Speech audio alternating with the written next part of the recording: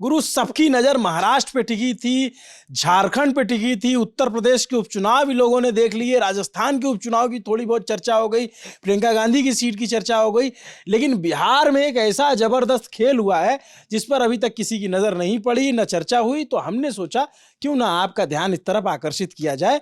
नमस्ते, अभिनव नाम है मेरा, विकास मेरे साथ हैं, और बात यह है कि प्रशांत किशोर की पार्टी, पीके की पार्टी, जनसुराज पार्टी गठन के बाद पहला उपचुनाव लड़ रही थी।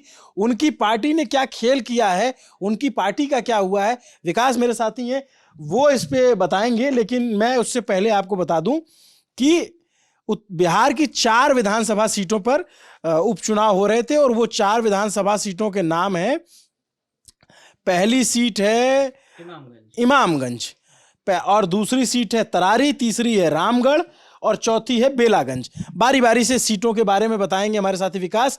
और यहाँ पे जनसुराज पार्टी का प्रदर्शन कैसा रहा है, पीके की पार्टी ने क्या खेल किया है, जी विकास बताइए। देखिए, इमामगंज और बेलागंज ये गया डिस्ट्रिक्ट में सीट आती है, तो सबसे पहले मैं आपको इमामगंज की सीट दिखा देता हूँ। इमामगंज पे यहाँ नतीजे आ गए हैं सामने। हिंदुस्तानी अवाम मोर्चा, हम पार्टी, जो जीतन राम मांझी की पार्टी है, इमामगंज, और यहाँ से वो उन्होंने अपनी सीट रिटेन कर ली। पहले भी ये सीट उन्हीं के पहले भी, और वो विधायक थे और सांसदी का चुनाव लड़े थे, इसलिए वो सीट खाली हुई थी, और यहाँ से दीपा कुमारी जीती हैं, और मार्जिन है 5,945 वोट का। दूसरे नंबर पर आरजेडी के रोशन कुमार हैं, और रोशन कुमार को 47,490 वोट मिले हैं। दिलचस्प चीज यहाँ पर है, नंबर 3 पे जो कैंडिडेट हैं, इनका नाम है जितेंद्र पासवान, और ये जनसुराज पार्टी से हैं, और इनको मिले हैं 37,103 वोट। अगर आप अंतर देखेंगे आरजेडी के कैंडिडेट और जनसुराज पार्टी के कैंडिडेट का, 37,000 और 47,000, 10,000 वोटों का ही महज अंतर है। पहली चुनाव में 37,000 वोट स्कोर कर दिया एक सीट पर। अब आप देखिए, AIMIM, आजाद समाज पार्टी, अगर पार्टी विशेष की बात करें, PPI तो चलिए, और बाकी इंडिपेंडेंट हैं, तो बाकी जो पार्टी हैं उनके मुकाबले, जो ऑलरेडी स्टेब्लिश पार्टी हैं, उनके मुकाबले कितने महीने ही हुए थे अभी प्रशांत किशोर को, और अब देखिए जनसुराज यहाँ पर 37,000 वोट लेके तीसरे नंबर पर है। इसके बाद और यहाँ पे अगर आरोप लगाना चाहें तो आरोप लगा सकते हैं MIM पर, जो आरजेडी वाले की बी टीम है, क्योंकि जितने वोट उनको मिले उससे ज्यादा से ये उससे कम से हारे हैं। लेकिन सबसे बड़ी बात जो है, जनसुराज पार्टी को 37,000 वोट मिला पहले ही चुनाव में, तो ये एक सीट हो गई। दूसरी सीट की बात अब मैं आ जाता हूं, ये तरारी सीट है, ये आरा डिस्ट्रिक्ट की सीट है। यहाँ पर विशाल प्रशांत भारतीय जनता पार्टी के कैंडिडेट हैं, ये जीते हैं 10,612 वोटों के अंतर से। सीट पहले आरजेडी के पास जी, और राजू यादव, इनको 68,143 वोट मिले हैं, CPI माले के प्रत्याशी हैं, ये चुनाव हार गए हैं। यहां पर किरण सिंह जनसुराज पार्टी की ओर से प्रत्याशी थी, 5,622 वोट मिले हैं। उसके बावजूद भी ये तीसरे नंबर पर हैं इस सीट पर। अगर हम बात करें आरा की ये सीट, और फिर बहुजन समाज पार्टी और ये सीट माले के पास थी पहले, माफ कीजिएगा, तो यहाँ पे भी ठीक ठाक वोट मिले, 5,622 वोट मिले पीके की पार्टी को। आ जाते हैं तीसरी सीट पे, रामगढ़ पे आ जाते हैं। ये कैमूर जिले में पड़ती है रामगढ़ की सीट। यहाँ पर बहुत ही टफ फाइट थी बीजेपी और बसपा के कैंडिडेट के बीच में, और बीजेपी के कैंडिडेट अशोक कुमार सिंह 1,362 वोटों के अंतर से ये चुनाव जीत गए हैं, और सतीश कुमार सिंह यादव बहुजन समाज पार्टी से खड़े हुए थे, ये अपना चुनाव हार गए हैं।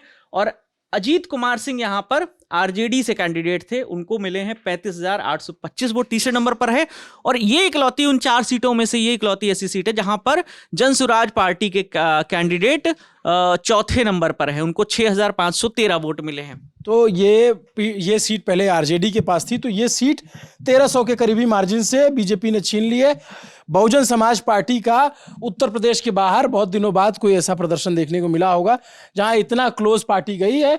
यहां से सतीश कुमार सिंह यादव जो है चुनाव लड़ रहे थे, अजीत कुमार सिंह चुनाव हार गए, लेकिन जनसुराज ने यहाँ पे भी 6500 वोट स्कोर किए। फिर आते बेलागंज की सीट। जी, ये भी गया की सीट है। मनोरमा देवी जेडीयू से हैं, और इनके जो पति थे जिनका निधन हो गया है, बाहुबली वाली इमेज थी उनकी, और यहाँ पर 21,391 वोटों के अंतर से ये चुनाव जीती हैं।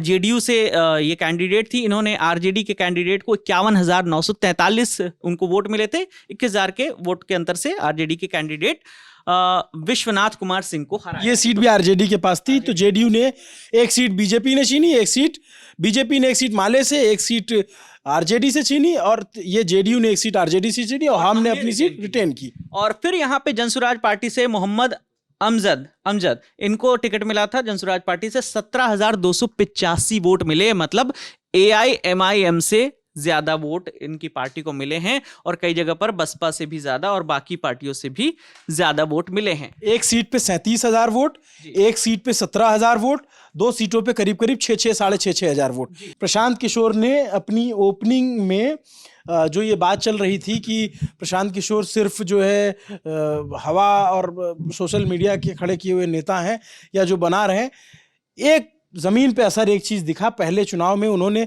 इतना तो किया कि जीते नहीं तो किसी को हरवा दिया। इसका ये बात कही जा सकती है नतीजों को देखने के बाद। जी विकास, अब विधानसभा चुनाव होने हैं बिहार में, तो जिस तरीके से कहा जा रहा था कि प्रशांत किशोर चुनाव अच्छा लड़वाते हैं, लेकिन लड़ पाएंगे या नहीं ये उपचुनाव के नतीजे बता देंगे। लेकिन उपचुनाव के नतीजे जिस तरीके से हम देख रहे हैं, जो उन्हें वोट परसेंटेज मिल रहा है, तीसरे और चौथे नंबर पर आ रहे हैं इतनी नई पार्टी के बाद, तो हो सकता है कि जो बिहार के विधानसभा चुनाव हो वहां पर हमें नतीजे कुछ अलग देखने को मिल सकते हैं। इस बार के चुनाव में अगर हम जाएंगे बिहार, तो हो सकता है हमें प्रशांत किशोर फैक्टर जमीन पे देखने को मिले, पीके फैक्टर, क्योंकि ये 4 सीटों में जो असर दिख रहा है, इसको लेकर के अब उनको जो उनके विरोधी हैं इग्नोर करने से बचेंगे या इग्नोर नहीं कर सकते हैं। इसके अलावा जो है एक किन इलाकों में प्रभाव डालेंगे, किन सीटों पर प्रभाव डालेंगे, और प्रशांत किशोर की आमद से किसको नुकसान होगा, किसको फायदा होगा, ये सब भी देखने वाली बात होगी। लेकिन हमने सोचा कि ये बहुत महत्वपूर्ण चीज़ है, इस पे लोगों की नज़र नहीं जा रही, तो विकास वर्मा हमारे साथी, इन्होंने कहा कि इस पे वीडियो करना चाहिए। हमने आप तक ये जानकारी पहुंचाई। कैसी लगी कमेंट करके जरूर बताइए। देखते रहिए दी लर्न टॉप। शुक्रिया।